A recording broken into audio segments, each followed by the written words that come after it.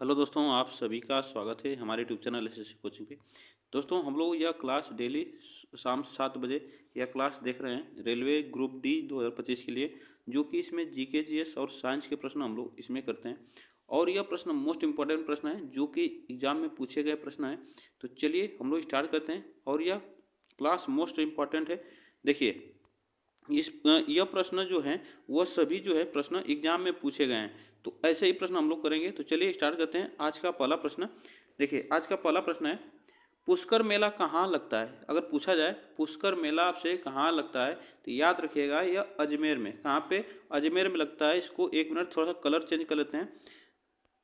यह अजमेर में लगता है, इसको आप याद रखिएगा, अजमेर में लगता है। अजमेर कहाँ पे? राजस्थान, ठीक ना, राजस्थान में लगता है। इसको पुष्कर मेला को किस नाम से जाना जाता है तो इसको ऊंट मेला के नाम से भी जाना जाता है। ऊंट मेला के नाम से जाना जाता है या पशु मेला के भी नाम से, पशु मेला के नाम से भी जाना जाता है। ये भी बात याद रखिएगा, ठीक ना। चलिए आगे चलते हैं नेक्स्ट क्वेश्चन पे। आज़ाद हिंद फौज की स्थापना कहाँ हुई थी? आज़ाद हिंद फौज की स्थापना कहाँ पे हुई थी तो यह आपको बताना है। आज़ाद हिंद फौज की स्थापना जो हुई थी वह सिंगापुर में हुई थी, ठीक ना। सिंगापुर में हुई थी। यह कब हुई थी तो 21 अक्टूबर 1943, 21 अक्टूबर 1943 को हुई थी। ये भी बात याद रखिएगा। अगर कहीं कहीं पूछा जा सकता है कि कहीं पूछा जाएगा कि 1942 भी कहीं दिया रहता है, तो वह जापान में भी इसका याद रखिएगा। जापान के टोक्यो शहर में आज़ाद हिंद फौज की स्थापना सबसे पहले की गई थी। लेकिन जब सुभाष चंद्र बोस इसके जब स्थापना किए थे तो वह सिंगापुर किए थे। ये भी बात आप याद रखिएगा। चलिए आगे चलते हैं। डिमांड ड्राफ्ट को क्रॉस क्यों किया जाता है? डिमांड ड्राफ्ट को क्रॉस क्यों किया जाता है तो यह आपको बताना है। तो याद रखिए, भुगतान बैंक खाते के द्वारा ही किया जा सके, इसलिए इसको क्रॉस किया जाता है। आगे चलते हैं नेक्स्ट क्वेश्चन पे। एड्स नहीं फैलता है। एड्स किससे नहीं फैलता है तो यह आपको याद रखना है, बातचीत करने और मरीज को छूने से। संक्रमित सुई का प्रयोग करने से होता है, सेक्स करने से होता है, और संक्रमित मरीज का खून चढ़ाने से यह एड्स फैलता है। ये भी बात याद रखिएगा। चलिए आगे चलते हैं नेक्स्ट क्वेश्चन पे। देखिए, निम्नलिखित में से किससे ऊन प्राप्त नहीं होता है तो किससे ऊन प्राप्त नहीं होता है, यह प्रश्न आपसे पूछा जा सकता है। तो देखिए, यह जो सुअर है उससे नहीं होता है, खरगोश से होता है यह ऊन प्राप्त, बकरी से होता है और भेड़ से होता है। चलिए आगे चलते हैं नेक्स्ट क्वेश्चन पे। नेक्स्ट क्वेश्चन पे देखिए, सेल क्यों प्रसिद्ध है तो सेल क्या है? एक यह उत्पादक है भारत का, जो औद्योगिक उत्पादक है सेल भारत का। यह बात आप याद रखिएगा। स्टील उत्पादक है। इसमें ऑप्शन जो सही होगा ए ऑप्शन यहाँ पे सही होगा। चलिए आगे चलते हैं नेक्स्ट क्वेश्चन पे। ओबीसी का पूर्ण रूप क्या है? ओबीसी का पूर्ण रूप क्या है तो यह याद रखिएगा, other backward classes. Other backward classes इसका पूर्ण रूप है। आगे चलते हैं नेक्स्ट क्वेश्चन पे। सती प्रथा का सर्वाधिक विरोध किसने किया था? सती प्रथा का सर्वाधिक विरोध किसने किया था तो यह आप याद रखें, राजा राम मोहन राय। राजा राम मोहन राय वही हैं जो ब्रह्म समाज की स्थापना किए थे, ठीक ना। ब्रह्म समाज की स्थापना किए थे। ये भी बात याद रखिएगा। इसको आप याद रखिएगा। सती प्रथा का अगर पूछा जाए कब अंत हुआ था, इस पे कब रोक लगाई गई थी तो 4 दिसंबर 1829 में 1829 में ब्रिटिश सरकार ने इस पे रोक लगाई थी। इसको आप याद रखिएगा। और इसका वर्णन कहाँ मिलता है तो ये राजा राम मोहन राय के जो पुस्तक है, एक पत्रिका है, वह उनके संवाद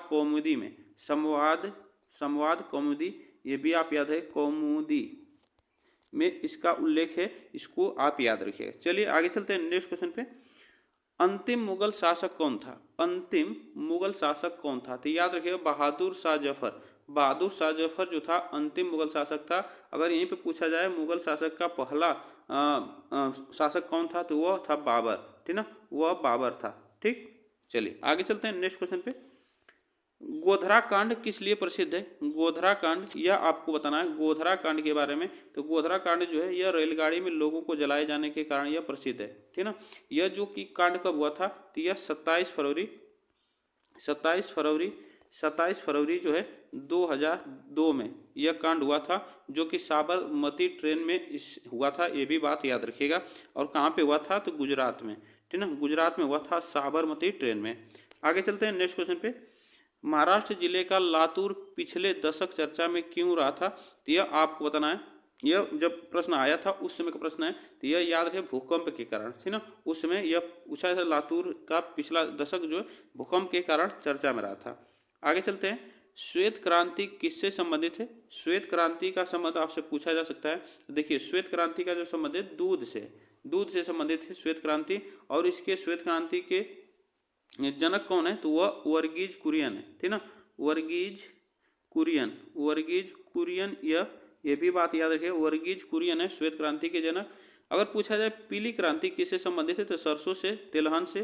पीली क्रांति, ये भी बात याद रखिएगा, पीली क्रांति, क्रांति यहाँ पे होगा क्रांति, या पीली क्रांति जो तिलहन से संबंधित है।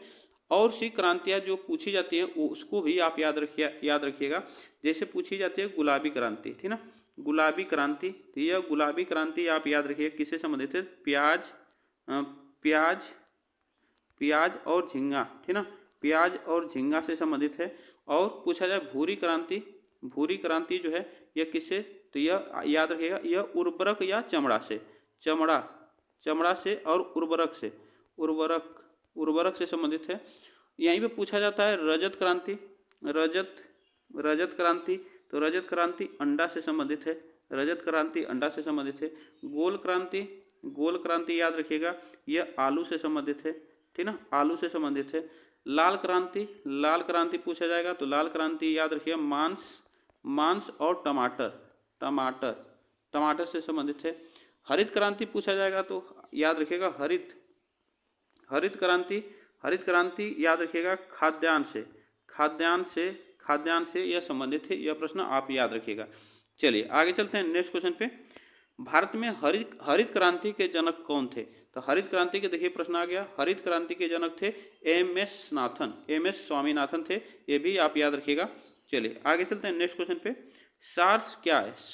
तो यह याद रखिएगा, सार्स क्या है? तो यह एक प्रकार का रोग है सार्स, इसको आप याद रखें, विषाणु द्वारा फैलने वाला रोग है, जो कि यह कोरोना की तरह ही इसका एक रोग है, इसको आप याद रखिएगा। चलिए आगे चलते हैं। मंडल कमीशन किस प्रधानमंत्री के कार्यकाल में लागू हुआ था? मंडल कमीशन किस प्रधानमंत्री के कार्यकाल में लागू हुआ था? यह लागू हुआ था, सबसे पहले लागू हुआ था 1990 में, ठीक ना, यह 1990 में लागू हुआ था। और उस समय कौन थे प्रधानमंत्री? तो यह बीपी सिंह थे, ठीक ना, बीपी सिंह थे, इसको भी आप याद रखिएगा।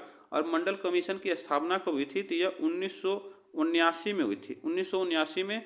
उसमें तत्कालिक प्रधानमंत्री कौन थे? तो मोरारजी देसाई थे, मोरारजी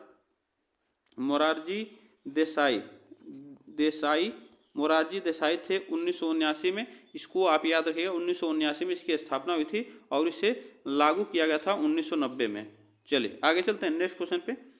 निम्नलिखित में से किस राज्य की सीमा समुद्र तल को नहीं छूती है?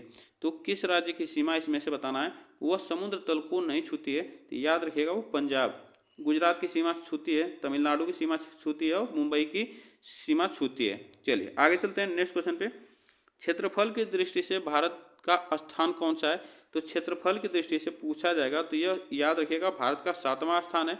अगर पूछा जाएगा एशिया में, ठीक ना, एशिया में पूछा जाएगा, ये भी आप याद रखिएगा, एशिया में पूछा जाएगा, एशिया में भारत का कौन सा स्थान है? तो भारत का दूसरा स्थान है, इसको आप याद रखिएगा, दूसरा यहाँ पे स्थान है, एशिया में सबसे बड़ा देश है यह एशिया में। चलिए आगे चलते हैं नेक्स्ट क्वेश्चन पे। जाकिर हुसैन का संबंध किससे? यह आप याद रखिएगा, यह तबला से है, ठीक ना, जाकिर हुसैन का संबंध तबला से है। नेक्स्ट क्वेश्चन चलते हैं। लाल बहादुर शास्त्री का समाधि स्थल है, तो लाल बहादुर शास्त्री का समाधि स्थल आपको बताना है, तो यह याद रखिएगा विजय घाट है। क्या है? विजय घाट जो है लाल बहादुर का समाधि स्थल है। अगर पूछा जाए राजघाट किसकी समाधि है? तो यह गांधी जी की है, ठीक ना, गांधी जी की। शक्ति स्थल किसकी है? तो शक्ति स्थल इंदिरा जी की है, इंदिरा गांधी की है। वीर भूमि किसकी समाधि है? तो इसको याद है, पूर्व प्रधानमंत्री जो थे वह राजीव गांधी थे ना, राजीव गांधी थे, इनकी समाधि है, ठीक ना, इसको आप याद रखिएगा। आगे चलते हैं। सुएज नहर किसको जोड़ती है? यह आपसे प्रश्न पूछा जा सकता है। तो यह लाल सागर को और भूमध्य सागर को जोड़ती है। नेक्स्ट क्वेश्चन चलते हैं। मसालों की रानी किसे कहा जाता है? मसालों की रानी आप याद रखिएगा, यह इलायची को कहा जाता है। अगर मसालों का राजा अगर पूछा जाए तो ये भी आप याद रखिएगा, मसालों का राजा काली इलायची को, काली मिर्च को, सॉरी, काली मिर्च को, काली मिर्च जो होती है उससे मसालों का राजा कहा जाता है। ये भी आप याद रखिएगा। मसालों का जो उद्योग है, मसालों सबसे ज़्यादा कहाँ पैदा होती है, तो ये भी आप याद रखिए, केरल में मसालों का शहर कहा, केरल को कहा जाता है। ये भी आप याद रखिएगा, ठीक ना। चलिए आगे चलते हैं नेक्स्ट क्वेश्चन पे। निम्नलिखित में से कौन किसी राज्य की राजधानी नहीं है? तो कौन किसी राज्य की राजधानी नहीं है, तो वह याद रखिएगा, वह कौन सा नहीं है, तो वह कानपुर, जो कानपुर है वह नहीं है। देहरादून उत्तराखंड की राजधानी है, उत्तर प्रदेश की राजधानी लखनऊ, बिहार की राजधानी पटना है। ऐसे भी प्रश्न पूछा जा सकता है, जो कि कानपुर उत्तर प्रदेश का एक शहर है। नाजीवाद के संस्थापक थे, कौन थे? तो नाजीवाद के संस्थापक आप याद रखिएगा, नाजीवाद के संस्थापक अगर पूछा जाएगा तो यह हिटलर था, ठीक ना, हिटलर। नेक्स्ट क्वेश्चन पे चलते हैं। दीन ए इलाही धर्म किसने चलाया था? दीन ए इलाही धर्म, दीन ए इलाही धर्म किसने चलाया था? तो ये अकबर ने चलाया था। और दीन ए इलाही धर्म को और किस नाम से जाना जाता है? तो जो हिंद, ठीक ना, जो हिंद, जो हिंद ए इलाही, जो हिंद ए इलाही के नाम से जाना जाता है। चलिए आगे चलते हैं नेक्स्ट क्वेश्चन पे। निम्नांकित में से किसे गरीब नवाज कहा जाता है? निम्नलिखित में से किसे गरीब नवाज कहा जाता है? तो यह याद रखिएगा, मोइनुद्दीन चिश्ती को, मोइनुद्दीन चिश्ती को गरीब नवाज कहा जाता है। आगे चलते हैं नेक्स्ट क्वेश्चन पे। कुतुब मीनार कहाँ स्थित है? कुतुब मीनार आपको बताना है, यह कुतुब मीनार कहाँ पे? तो यह दिल्ली में कुतुब मीनार है। पूछा जाएगा gateway of India, gateway of India, gateway of India, India कहाँ पे है? तो यह आप याद रखिएगा, मुंबई में गेटवे ऑफ इंडिया। और इंडिया गेट कहाँ पे है? तो इंडिया गेट याद रखिएगा दिल्ली, इंडिया गेट पूछा जाएगा तो इंडिया गेट दिल्ली में है। ये भी बात याद रखिएगा। चलिए आगे चलते हैं नेक्स्ट क्वेश्चन पे। सिंधु घाटी सभ्यता का पत्तन नगर है, सिंधु घाटी सभ्यता का पत्तन नगर है वो लोथल है, यह बात याद रखिएगा, लोथल। नेक्स्ट क्वेश्चन पे चलते हैं। राज्यसभा का उपसभापति कौन होता है?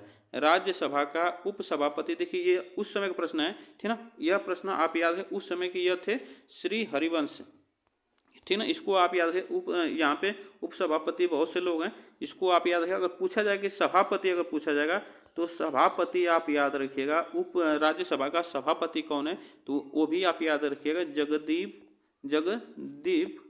जगदीप धनखड़, ठीक ना, धनखड़ जो है यह क्या है? सभापति हैं राज्यसभा के। ये भी बात याद रखिएगा। यह प्रश्न जो कि उस समय प्रश्न पूछे गए, इसमें ऑप्शन उस हिसाब से यह बी ऑप्शन से होगा, ये भी बात याद रखिएगा। चलिए आगे चलते हैं। फहान कहाँ का निवासी था? फहान जो था वह कहाँ का निवासी था? तो ये आप याद रखिएगा।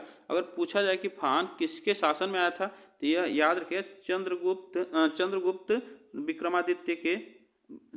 विक्रमादित्य के शासन में आया था। यह 6 वर्ष तक भारत में रहा था, ठीक ना, भारत में रहा था। और यह क्या था? बौद्ध भिक्षु था, ठीक ना, बौद्ध भिक्षु था। ये भी बात याद रखिएगा। ये कहाँ का था? चीन का। आगे चलते हैं।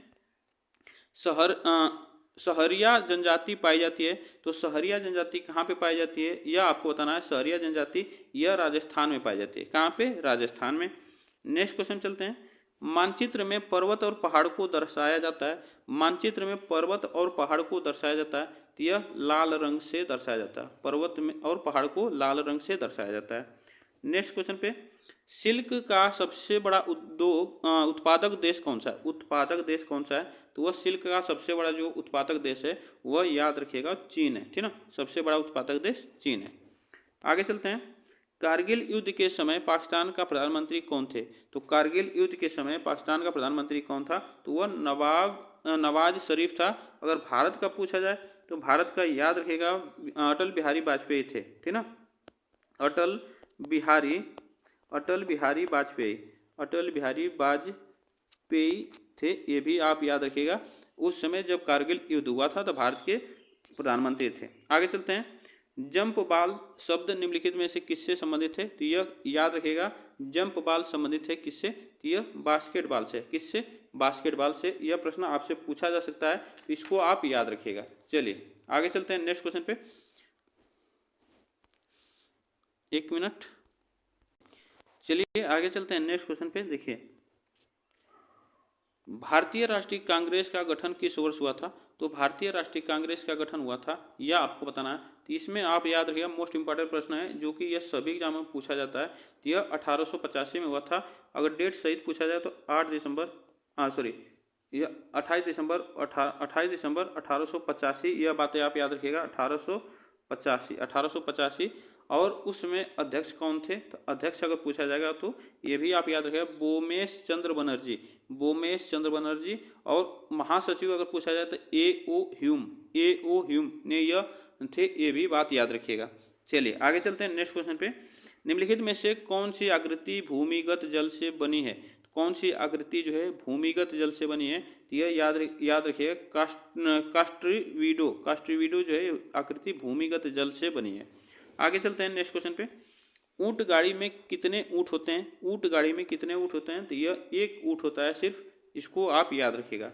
चलिए आगे चलते हैं। निम्नलिखित में से कौन सी खरीफ की फसल है? कौन सी खरीफ की फसल है? तो यह आपको बताना। तो खरीफ की जो फसल है वह मक्का है, और गेहूं, चना, सरसों जो यह रबी की फसल है। ये भी आप याद रखिएगा, यह रबी की फसल है, इसको भी आप याद रखिएगा। चलिए, बाजरे की फसल कब काटी जाती है? बाजरे की फसल यह कब काटी जाती है? तो यह कब काटी जाती है? अक्टूबर नवंबर में काटी जाती है। अगर इसकी बुआई पूछा जाए तो बुआई याद रखिएगा जून जुलाई में, ठीक ना, जून जुलाई में इसकी बुआई होती है। आगे चलते हैं नेक्स्ट क्वेश्चन पे। एस्कीमो के घर बने होते हैं। तो एस्कीमो एक जनजाति होती है। एस्कीमो एक जनजाति है जो कि आर्कटिक या क्षेत्रों में पाई जाती है, यह बर्फीले क्षेत्रों में पाई जाती है। तो यह बर्फ के बने होते हैं एस्कीमो के घर, ये भी आप याद रखिएगा। आगे चलते हैं।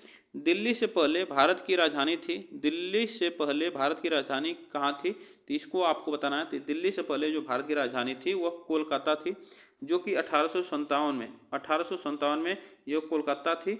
उसके बाद 1911 में इसको याद रखें, 1911 में किंग जॉर्ज पंचम के द्वारा इसे राजधानी कहाँ पे? दिल्ली घोषित की गई थी। इसको याद रखिएगा, ट्रांसफर किया गया था दिल्ली, ठीक ना। आगे चलते हैं नेक्स्ट क्वेश्चन पे। राष्ट्रपति लोकसभा के सदस्यों में निम्न को प्रतिनिधित्व देने के लिए नामित कर सकता है। तो नामित कर सकता है तो वह एंग्लो इंडियन को नामित कर सकता है, एंग्लो इंडियन। आगे चलते हैं नेक्स्ट क्वेश्चन पे। देखिए, कंटूर रेखा दर्शाती है। तो कंटूर रेखा क्या दर्शाती है? इसको समोच्च रेखा भी कहा जाता है। इसे समोच्च रेखा भी कहा जाता है, समोच्च रेखा भी कहा जाता है। इसको याद है, समुद्र तल से समान ऊंचाई एवं आकार वाले स्थानों को। चलिए आगे चलते हैं नेक्स्ट क्वेश्चन पे। मध्य प्रदेश में किस पार्टी की सरकार है? तो मध्य प्रदेश में किस पार्टी की सरकार है? तो यह बीजेपी पार्टी की इसमें वर्तमान में है, ठीक ना। वर्तमान में सरकार इसमें बीजेपी पार्टी की है। जब यह प्रश्न पूछा गया था तो उसमें कांग्रेस की सरकार थी, और इसमें मध्य प्रदेश के मुख्यमंत्री कौन है? तो मोहन यादव हैं, ठीक ना। मोहन यादव जो हैं, मोहन यादव यहाँ के क्या है? मुख्यमंत्री हैं। आगे चलते हैं नेक्स्ट क्वेश्चन पे। निम्नलिखित में से कौन सा शहर भूमध्य रेखा के निकट है? तो इसमें से बताइएगा, भूमध्य रेखा के निकट है। तो याद रखिए, ये मान लीजिए भूमध्य रेखा और भारत यहाँ से, तो इसके निकट जो पड़ता है वह क्या है? विशाखापट्टनम, इसको याद रखिएगा। आगे चलते हैं नेक्स्ट क्वेश्चन पे। सबसे तेज चलने वाली रेलगाड़ी निम्न में से कौन सी है? तो उस समय का प्रश्न जो है यह शताब्दी एक्सप्रेस, याद रखिएगा, उस समय का प्रश्न है, इसको भी आप याद रखिएगा। आगे चलते हैं नेक्स्ट क्वेश्चन पे। कावेरी नदी बहती है। कावेरी नदी जो बहती है वह कहाँ पे बहती है? तो यह दक्षिण भारत में बहती है। अगर राज्य पूछा जाए तो कर्नाटक, ठीक ना, कर्नाटक और तमिलनाडु, और तमिलनाडु, इसको भी आप याद रखें, तमिलनाडु, ठीक ना, तमिलनाडु। चलिए आगे चलते हैं नेक्स्ट क्वेश्चन पे। महाभारत के रचयिता कौन है? तो महाभारत के रचयिता अगर पूछा जाएगा तो यह वेद व्यास हैं। कौन है? वेद व्यास महाभारत के रचयिता हैं। आगे चलते हैं। घाना राष्ट्रीय, यहाँ पे होगा घाना, ठीक ना। घाना पक्षी अभ्यारण्य किस राज्य में? तो घाना जो पक्षी अभ्यारण्य है यह राजस्थान में, घाना पक्षी अभ्यारण्य, इसको याद रखिएगा। चलिए नेक्स्ट क्वेश्चन चलते हैं। दल बदल विरोधी कानून पारित हुआ था। दल बदल विरोधी कानून यह पारित हुआ था। अगर पूछा जाए तो यह पूछा जाएगा तो यह याद रखिएगा, 1985 में यह दल बदल विरोधी कानून पारित हुआ था। अगर पूछा जाए कि किस अनुसूची में, तो ये भी आप याद रखिएगा, 10वीं अनुसूची में, ठीक ना, 10वीं अनुसूची पूछा जाएगा, तो 10वीं अनुसूची में ये भी आप याद रखिएगा। चलिए आगे चलते हैं। ओजोन परत किस मंडल में पाए जाते हैं? तो ओजोन परत है वह किस मंडल में पाई जाती है? तो ये इसको आप याद रखें समताप मंडल, ठीक ना, समताप मंडल यहाँ पे सही होगा, समताप मंडल। नेक्स्ट क्वेश्चन चलते हैं। पृथ्वी के सबसे करीब स्थित मंडल है, पृथ्वी के सबसे करीब स्थित मंडल वो कौन सा है, तो वह क्षोभ मंडल है। और सबसे दूर पूछा जाएगा तो याद रखें बहिर्मंडल सबसे दूर है। चलिए आगे चलते हैं नेक्स्ट क्वेश्चन पे। रात्रि के समय आकाश में कौन सा ग्रह लाल दिखाई देता है, तो कौन सा ग्रह लाल दिखाई देता है, तो याद रखिएगा यह मंगल ग्रह है, यह इसे लाल ग्रह भी कहा जाता है। बृहस्पति को पीला ग्रह कहा जाता है, और सबसे चमकीला जो ग्रह है वह शुक्र ग्रह है, इसको भी आप याद रखिएगा। चलिए आगे चलते हैं। सबसे अधिक उपग्रह वाला ग्रह, सबसे अधिक उपग्रह वाला कौन सा ग्रह है, तो वह शनि ग्रह है। सबसे ज़्यादा इसका उपग्रह है 145 बृहस्पति के 95 उपग्रह हैं, ये भी आप याद रखिएगा। आगे चलते हैं। मानव रक्त का पीएच मान कितना होता है, तो मानव रक्त का पीएच मान होता है कितना, यह होता है 7.4। अगर 6 होता है मूत्र का जो होता है, मूत्र का जो पीएच मान होता है वह 6 होता है। आगे चलते हैं नेक्स्ट क्वेश्चन पे। मनुष्य के मस्तिष्क का सबसे बड़ा भाग क्या होता है, मनुष्य के मस्तिष्क का सबसे बड़ा भाग अगर पूछा जाएगा तो वह क्या होता है, तो वह प्रमस्तिष्क होता है, ठीक ना, प्रमस्तिष्क होता है। आगे चलते हैं नेक्स्ट क्वेश्चन पे। शरीर में सबसे लंबी कोशिका है, शरीर में सबसे लंबी कोशिका है, तो यह तंत्रिका तंत्र, ठीक ना, तंत्रिका तंत्र ऑप्शन यहाँ पे सही हुआ, तंत्रिका तंत्र। चलिए आगे चलते हैं नेक्स्ट क्वेश्चन पे। अंतरिक्ष विभाग की स्थापना कब हुई थी, अंतरिक्ष विभाग की स्थापना अगर पूछा जाएगा तो इसको याद रखें 1972 में अंतरिक्ष विभाग की स्थापना हुई थी।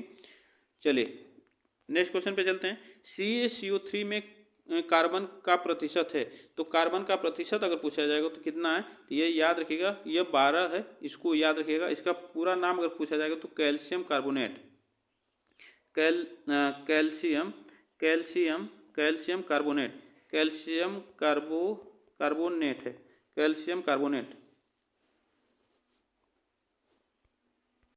तो इसको याद रखिएगा, इसका जो पूरा नाम होगा कैल्शियम कार्बोनेट, इसका पूरा नाम कैल्शियम कार्बोनेट है, इसको भी आप याद रखिएगा। चलिए आगे चलते हैं।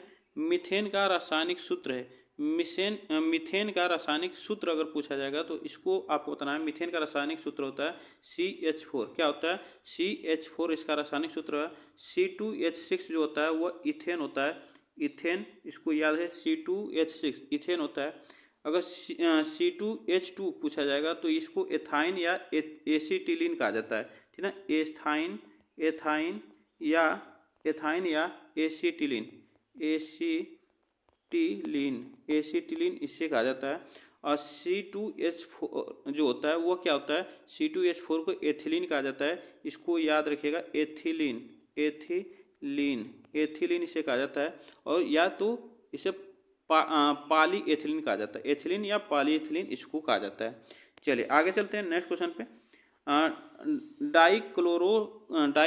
डाइफ्लोरोमीथेन बाजार में किस नाम से पाया जाता है, तो इसको याद रखिएगा फ्रियान के नाम से जाना जाता है, फ्रियान के नाम से यह बाजार में जाना जाता है। आगे चलते हैं। अम्ल वर्षा मुख्यतः किस गैस के कारण होती है, तो यह याद रखिएगा सल्फर डाइऑक्साइड के कारण होती है। यह सल्फर डाइऑक्साइड जो है ऑप्शन यहाँ पे सी सही होगा, सल्फर डाइऑक्साइड, ठीक ना। चलिए आगे चलते हैं नेक्स्ट क्वेश्चन पे। एक परमाणु द्रव्यमान को किसमें व्यक्त किया जाता है, एक परमाणु द्रव्यमान को, इसको याद रखिएगा AMU में यह यूनिट है इसकी, इसमें व्यक्त किया जाता है एक परमाणु द्रव्यमान को। आगे चलते हैं। उत्तल दर्पण द्वारा बना प्रतिबिंब है, उत्तल दर्पण द्वारा जो बना प्रतिबिंब है वह है सी, काल्पनिक तथा सीधा रेखा, काल्पनिक तथा सीधा रेखा होती है, इसको भी आप याद रखिएगा। नेक्स्ट क्वेश्चन चलते हैं। दूध की शुद्धता किस यंत्र से मापी जाती है, दूध की शुद्धता किस यंत्र से मापी जाती है, तो यह लैक्टोमीटर से मापी जाती है। फैदोमीटर से समुद्र या किसी जल की गहराई मापी जाती है, समुद्र, इसको याद रखिएगा, फैदोमीटर से समुद्र की गहराई मापी जाती है। हाइग्रोमीटर से आर्द्रता मापी जाती है, इसको याद रखिएगा आर्द्रता, इसको यह प्रश्न आएगा आगे। टेकोमीटर से क्या होता है कि किसी की स्पीड, मतलब जो मोटर होता है या गाड़ी होती है उसकी स्पीड मापा जाता है, इसको भी आप याद रखिएगा। और दूध की शुद्धता लैक्टोमीटर से मापा जाता है। आगे चलते हैं। फोटोग्राफी कैमरे का अभिदृश्यक होता है, तो फोटोग्राफी कैमरे का अभिदृश्यक जो होता है वह किसका होता है, तो वह उत्तल लेंस का होता है, ठीक ना, उत्तल लेंस। या आप याद करिए जो फोटोग्राफी कैमरा होता है उसका जो लेंस होता है इसका याद रखिएगा, आगे का जो शीशा होता है उसका पूछा है तो वह किसका होता है, इसमें याद रखिएगा वो होता है उत्तल लेंस होता है। आगे चलते हैं नेक्स्ट क्वेश्चन पे। वायुमंडल की आर्द्रता मापी जाती है, तो वायुमंडल की आर्द्रता किससे मापी जाती है, इसको याद रखिएगा हाइग्रोमीटर से मापी जाती है। नेक्स्ट क्वेश्चन पे चलते हैं। निम्नलिखित में से कौन सी युक्ति विद्युत ऊर्जा को यांत्रिक ऊर्जा में परिवर्तित करती है, कौन सी युक्ति है जो विद्युत ऊर्जा को यांत्रिक ऊर्जा में परिवर्तित करती है, तो वह याद रखिएगा इसमें कौन सा ऑप्शन सही होगा, तो इसमें विद्युत मोटर, ठीक ना। विद्युत मोटर जो है विद्युत ऊर्जा से यांत्रिक ऊर्जा में परिवर्तित करती है, और डायनमो जो है क्या करती है, डायनमो यह यांत्रिक ऊर्जा को इसको याद है, यांत्रिक ऊर्जा को यह किस में बदलती है, तो विद्युत ऊर्जा में, ठीक ना, विद्युत ऊर्जा में बदलती है।